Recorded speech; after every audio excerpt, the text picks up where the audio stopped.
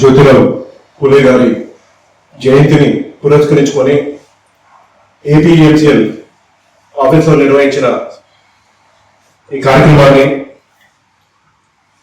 జయప్రదం చేయడానికి విచ్చేసిన ఇక్కడున్న ఎంప్లాయీస్ అందరికీ, అలానే ఆర్గనైజ్ చేసిన వాళ్ళకి అందరూ కూడా హృదయపూర్వకంగా ధన్యవాదాలు తెలియజేసుకుంటూ ఈ రోజున జ్యోతిరావు పూలే గారి విగ్రహానికి ఘన నివాళులు అర్పిస్తూ ఆయన చేసిన కార్యక్రమాలన్నీ కూడా గుర్తు చేసుకుంటూ నేటి యువత ఆయన చూపించిన మార్గాన్ని నడవాలని చెప్పి మేమందరం కూడా కోరుకుంటూ, ఆయన ఎన్నో మంచి కార్యక్రమాలు చేశారు. నేను క్లుప్తంగా ఆయన ఏం చేశారు, ఆయన ఉన్న సమయం 1858 సంవత్సరం ఆయన పుట్టాడు, 27వ సంవత్సరంలో పుట్టాడు.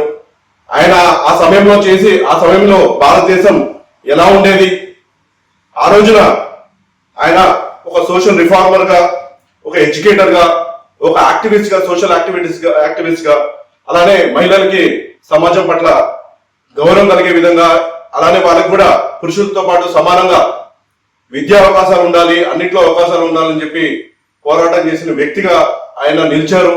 అలానే ఆ రోజున బడుగు బలహీన వర్గాలకి అండగా నిలిచి వాళ్ళకు కూడా సమాజంలో అందరికీ సమాన గౌరవం ఉండాలి, అన్టచబిలిటీ మీద ఆయన పోరాటం చేసి దాని నిర్మూలన కోసము ఆయన ఎన్నో కార్యక్రమాలు చేపట్టడం జరిగింది.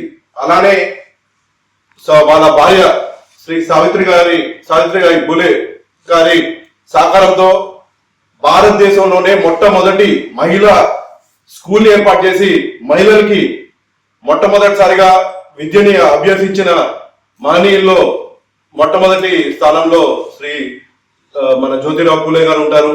ఆయన చూపించిన మార్గం ఏదైతే ఉందో ఆ మార్గాన్ని మనం అందరం కూడా ఎంచుకోవాలి.